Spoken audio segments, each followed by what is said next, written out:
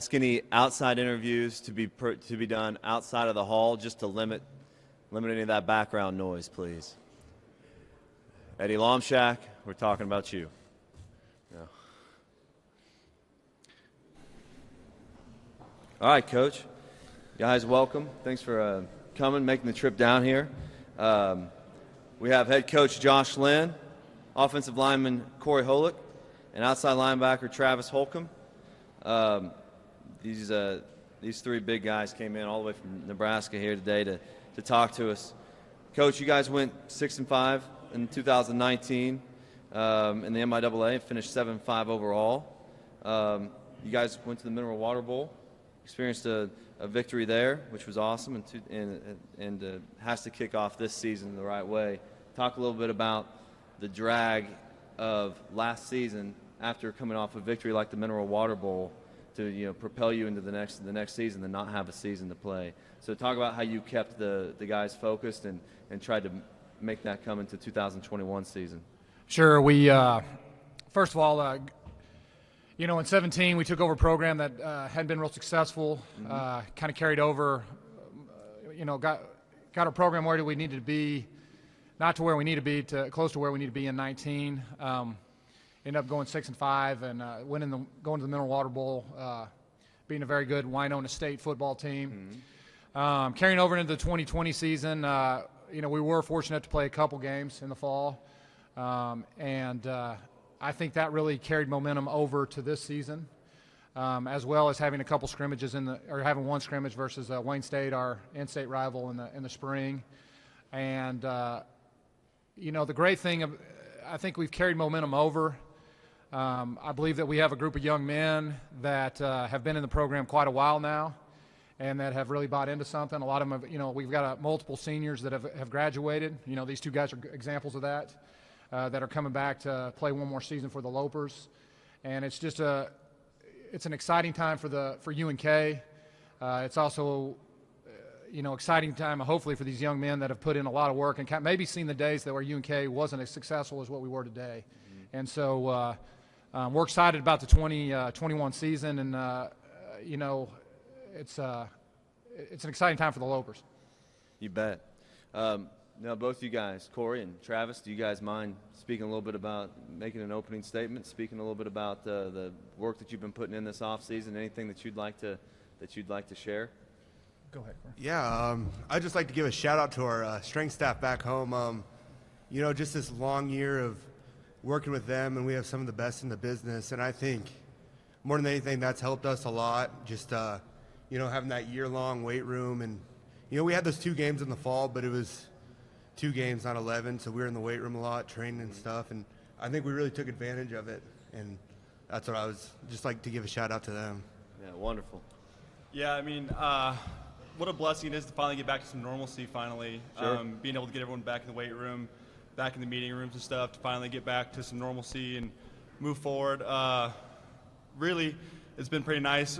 We lost Coach Lewis as our D coordinator, so Coach Gallus. So this offseason, we've got some time to really get to know what he's about, and then meet our new linebackers coach, Coach Vaughn, get to know him some more. Good deal. Well, with that, I'll open it up to any of the media. Do we have any questions for the Lopers?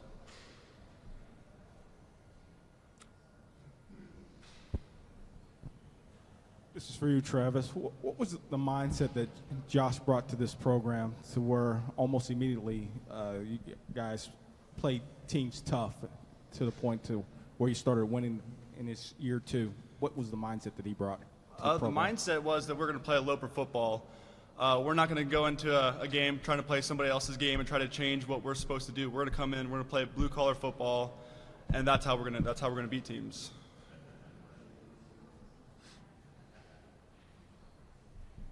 Blue-collar football, I like it, man.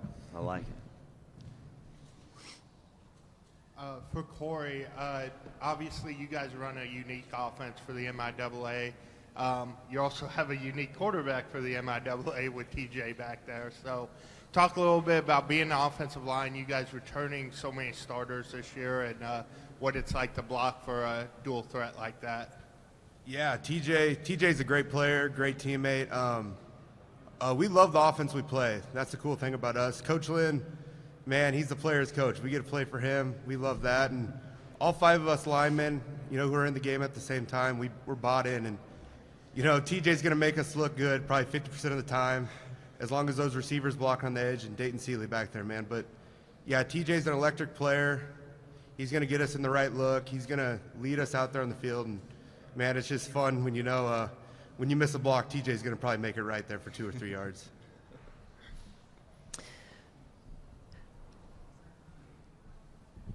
Coach Lynn, what did you do last year to keep your players engaged, knowing that there wasn't going to really be a season, to have them prepared for this upcoming season?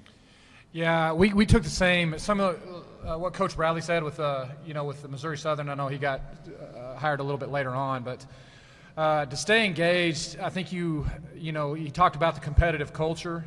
I think you do stuff with your weight room, or we did do stuff with our weight room, and we tried to get our young men as engaged in any competitive scenario that we could put on them, within reason and things like that. We did. And it's another thing too. Corey brought up a good point. We've got an excellent strength staff, and I will say this: it's been a lot easier, maybe with the older group that we have, because they kind of led the way. And I mean, they go in the weight room and they go out on the field and condition, and us as coaches don't have to do a lot of yelling and screaming. They lead the way, and so to answer your question, we try to keep things competitive, whether it be in academics, whether it be on the football field. Anything we try to do, we try to have a competitive edge to it and keep points and make it, obviously try to make a winner and a loser. Question from Twitter. This question is for Corey. This is from Richard Roden. He asks, how has your relationship with football changed over the past 12 months? That's a great question. I'd say last fall, speaking for a lot of seniors on our team, there's a drag period of, do we want to come back? Do we want to finish this? And I think playing those 2 games and realizing who we have as a coaching staff really changed that for us. We're bought into Coach Lynn and this system. If we had a different coaching staff, I don't think you see as many players come back. I think we had all but 2 from our senior class come back, and I think that goes to show our relationship with football and what we believe in this program and what we want to finish out for Coach Lynn and this staff and the town of Kearney. Yeah, wonderful answer. Anyone else?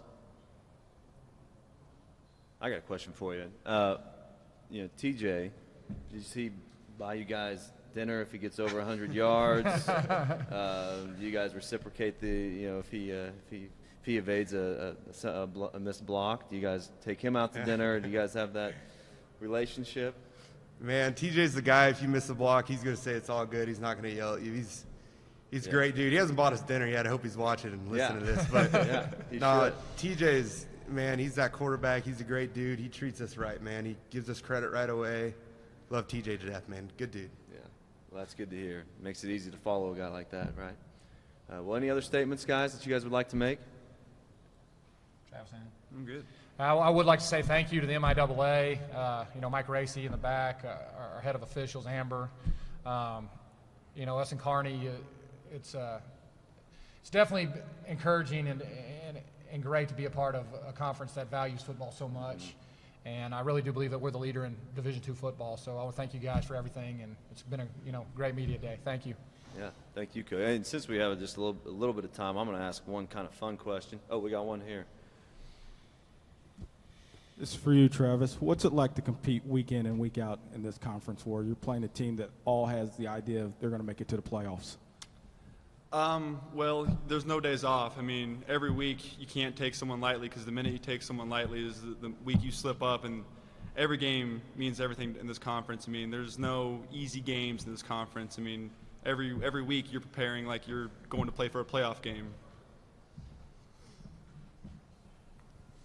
Travis, Coach kind of talked about earlier, but coming off that Mineral Water Bowl, that great season you guys had 2 years ago, how do you kind of continue that momentum into the offseason? Just how excited are you guys to get back and try to keep building and doing things that Kearney hasn't done in quite a while?